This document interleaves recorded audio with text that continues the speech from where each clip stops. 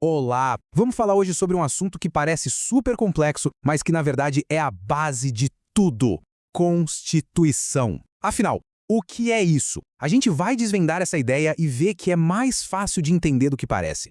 Para começar, que tal uma pergunta um pouco inusitada? O que um carro, um país e um corpo humano poderiam ter em comum?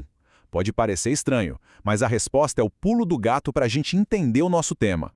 Pois é, a resposta é que todos eles têm uma constituição. Pensa só, um carro, para ser um carro, precisa de elementos essenciais como motor, chassi, rodas. Um corpo humano precisa de órgãos vitais para funcionar. Da mesma forma, um país tem uma constituição, que é basicamente o conjunto de regras do jogo, a estrutura fundamental que diz como ele funciona. É a essência dele. Beleza? Essa é a ideia geral, do senso comum. Mas agora a gente vai mergulhar um pouco mais fundo, no mundo do direito. Vamos ver o que 4 grandes juristas brasileiros pensam sobre o que é uma Constituição. Cada um deles traz um olhar, um foco um pouquinho diferente. O primeiro é Celso Bastos. Para ele, a coisa é bem direta. A Constituição é a identidade do Estado. É o documento que define a personalidade do país.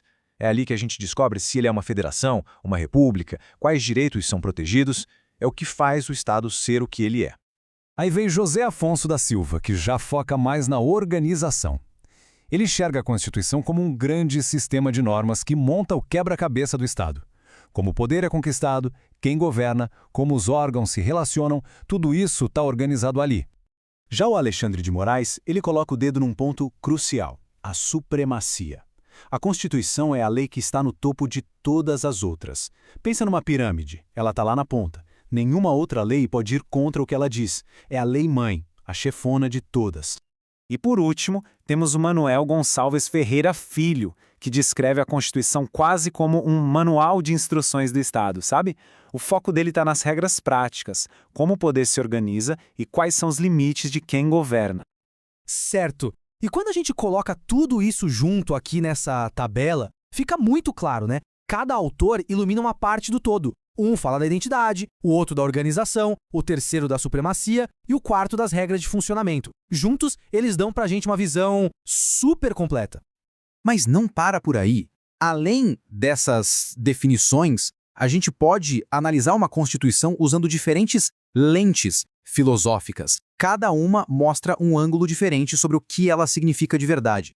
A primeira lente é a sociológica, do Ferdinand Lassalle. E a ideia dele é bem provocadora. Ele diria algo como: esquece um pouco o que está escrito no papel.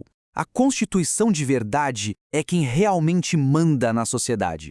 Para ele, o que vale é o equilíbrio de poder entre os grupos reais, militares, banqueiros, grandes empresários, partidos.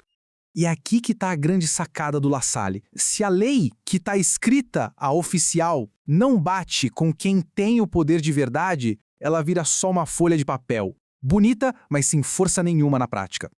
Agora, a lente política de Carl Schmitt. Para ele, a essência da Constituição está nas grandes escolhas, nas decisões fundamentais que uma nação toma. É o momento em que se bate o martelo e se decide: nós seremos uma democracia ou nós seremos uma república. São essas decisões que moldam todo o resto. Com Hans Kelsen, a gente volta para a imagem da pirâmide. Pela lente jurídica, a Constituição é a norma fundamental, que está lá no topo. Qualquer outra lei, decreto ou regra só tem validade porque, lá no fundo, está de acordo com a Constituição. É ela que dá legitimidade para todo o sistema legal. E por fim, a gente tem a visão cultural. Aqui, a Constituição deixa de ser só um livro de regras e se torna um documento vivo. Ela é um reflexo dos valores de um povo e, mais do que isso, funciona como um projeto, uma aspiração do tipo de sociedade que se quer construir no futuro. Essa tabela resume tudo de um jeito genial.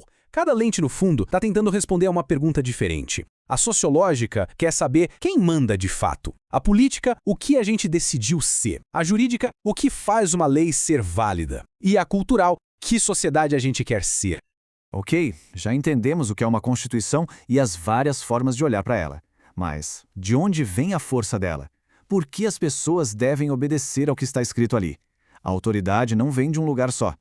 A autoridade de uma Constituição se apoia em 3 pilares, como um banquinho de 3 pernas. Primeiro, ela precisa ter validade jurídica, ou seja, ter sido criada por quem tinha o poder para isso. Segundo, ela precisa ser efetiva no mundo real, as pessoas têm que seguir. E terceiro, e talvez o mais importante, ela precisa de legitimidade política, ou seja, a aceitação popular.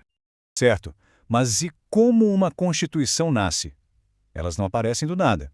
Geralmente, são filhas de momentos históricos muito específicos, momentos de grande virada.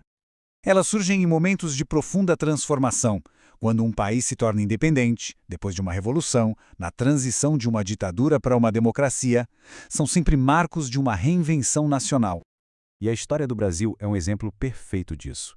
Cada grande mudança política no país, a independência que levou à Constituição do Império, a proclamação da República, o Estado Novo e, claro, a redemocratização que nos deu a Constituição de 88, cada um desses momentos gerou uma nova ordem constitucional. E o jeito que uma Constituição é feita diz muito sobre ela.